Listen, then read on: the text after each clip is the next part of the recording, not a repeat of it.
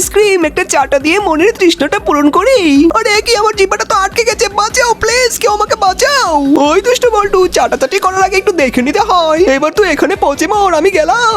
আরে বাবা তুমি কোনো চিন্তা করো না, আমি তো এখনো রয়েছি। এই দেখো আমি তোমার জিহ্বার মধ্যে হিসু করে দিচ্ছি। এই তো ধীরে ধীরে তোমার জিহ্বাটা বরফ থেকে বাইরে বের হয়ে আসবে। ও মন্টু, তোর তো অনেক বুদ্ধি, আজকের মতো বেঁচে গিয়েছি রে। চল মন্টু, তোকে নিয়ে আজকে অনেকগুলো শিকার ধরবো।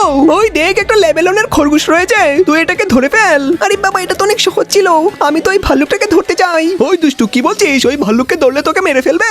ওই এটা কি হলো দুষ্টু, ভাল্লুক আমার বল্টুকে মেরে দিল। এবার আমি আমার আরো বাচ্চাদেরকে এখানে লড়াই করার জন্য লাগিয়ে দিয়েছি। আমি তো দুই দিকে দুইটা ছোট ছোট প্রাণীকে আক্রমণ করে দিয়েছি, তবে যখনই বড় প্রাণীগুলো এসেছে আমি ওদেরকে আবার ঘরের ভিতরে ঢুকিয়ে দিয়েছি। ফাইনালি কিছুক্ষণ পর আমি ওদেরকে অনেক বড় করে তুলেছি। এবার আমার বাচ্চারা অনেক বড় হয়ে যাওয়ার পর আমি ওদেরকে বড় বড় ভাল্লুককে আক্রমণ করার জন্য পাঠিয়ে দিয়েছি। ওয়াও, কিছুক্ষণের মধ্যে তো আমরা ওই ভাল্লুকগুলোকে ধরতেও সক্ষম হয়েছে। বন্ধুরা এবার আমাদের এই নেকড়ের কলোনি অনেক বড় হয়েছে, তোমরাও ভিডিওতে কিন্তু লাইক করে দিও।